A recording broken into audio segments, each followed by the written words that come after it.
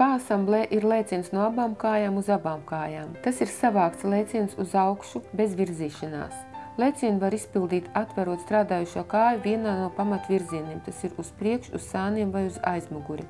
Pirms lēciena vienlaicīgi ar demi-plié 5. pozīcijā strādājošo kāju sāk atvērt vienā no pamatvirzieniem, kam seko tūlītējs atspēriens ar abām kājām uz augšu. Lēciena augstākajā punktā abas kājas savelk 5. pozīcijā. Lēcienu pabeidz uz demi-plié 5. pozīcijā. Lēcienu uz sāniem var izpildīt en dehors un en dedans. Izpildot lēcienu en dehors, strādājušo kāja lēciena sākumā ir 5. pozīcijā aiz muguras, lēciena beigās 5. pozīcijā priekšā. Lēciena sākumā galva ir pagriezta uz priekšā stāvošās kājas pusi.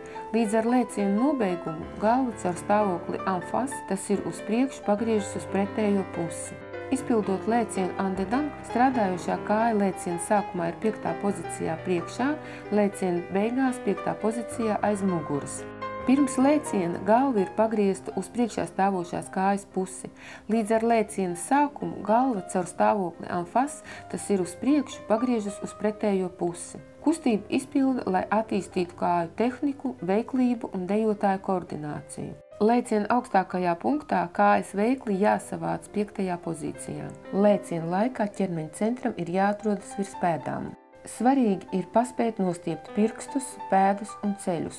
Pēc lēciena svarīgi nekrist, bet piezemieties ar pastieptu muguru.